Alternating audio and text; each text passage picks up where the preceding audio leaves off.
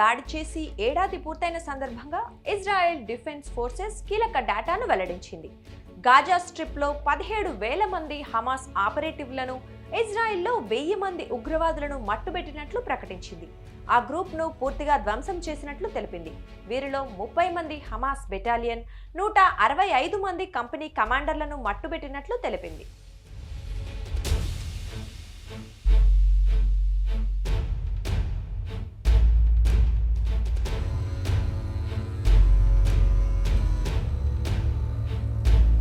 Gaza స్ట్రిప్లో 40,300 లక్ష్యాలపై దాడులు చేశామని, మొత్తం 4,700 సొరంగ ప్రవేశ మార్గాలను ధ్వంసం చేసినట్లు ఐడిఎఫ్ పేర్కొంది.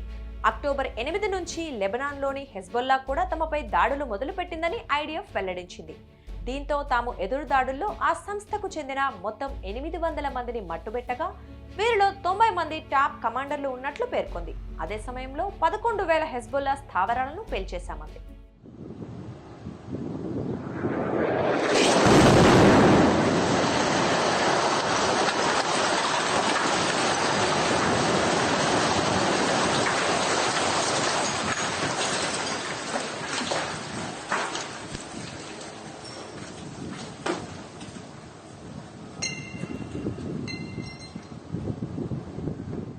ఏడాది వ్యవధిలో 26,000 రాకెట్లతో ఇజ్రాయెల్పై దాడులు జరిగాయని, వీటిల్లో గాజా నుంచి 13,200, లెబనాన్ నుంచి 12,400 దూసుకురాగా, మిగిలినవి యెమెన్, సిరియా, ఇరాన్ల నుంచి ప్రయోగించారని లెక్కలతో సహా ఐడిఎఫ్ వివరించింది.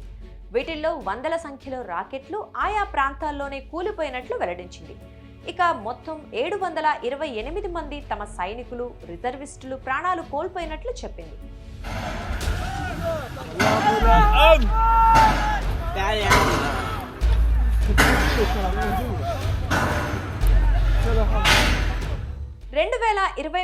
అక్టోబర్ 7వ తేదీన ఇజ్రాయెల్ పైకి హమాస్ బలగాలు విరుచుకుపడ్డాయి. నాటి దాడుల్లో మొత్తం 1,200 మంది ఇజ్రాయేలీలు ప్రాణాలు కోల్పోయారు. అదే సమయంలో 251 మంది కిడ్నాప్ కు గురయ్యారు. వీరిలో కొందరిని విడిపించగా మరికొందరు ప్రాణాలు కోల్పోయారు.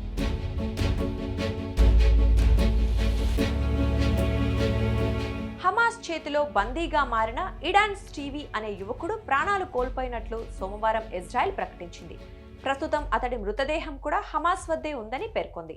నోవా ఫెస్టివల్లో ఫోటోగ్రఫీ కోసం స్టీవీ అక్కడికి వెళ్లగా హమాస్ దళాలు దాడి చేయడంతో తన 2 మిత్రులతో కారులో తప్పించుకునే యత్నం చేశాడు. కానీ వారిని హమాస్ మిలిటెంట్లు అడ్డగించారు.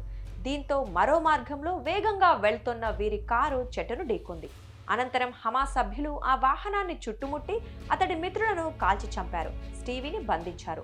ప్రస్తుతం హమాస్ ఆధీనంలో ఇంకా 97 మంది బందీలు ఉన్నారు.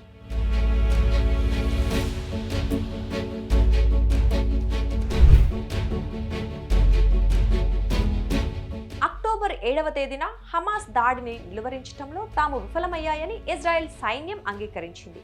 ఇజ్రాయెల్ ఆర్మీ చీఫ్ హెర్జీ హలేవీ ఈ రోజు ప్రత్యేక సందేశం విడుదల చేశారు. అక్టోబర్ 7న జరిగిన దాడిలో ప్రజలను కాపాడాల్సిన బాధ్యతల్లో తాము విఫలమయ్యామని ఆయన చెప్పారు. అయితే ఇజ్రాయెల్ను నాశనం చేయాలని చూసేవారు ఎప్పటికీ కోలుకోలేరని తెలుసుకోవాలని హలేవీ హెచ్చరించారు. హమాస్ సైనిక విభాగాన్ని పూర్తిగా ఓడించిన ఉగ్రవాద శక్తులతో తమ పోరాటం కొనసాగుతూనే ఉంటుందని స్పష్టం చేశారు. హెజ్బొల్లా సీనియర్ నాయకత్వం తుడిచిపెట్టుకుపోయిందని వెల్లడించారు.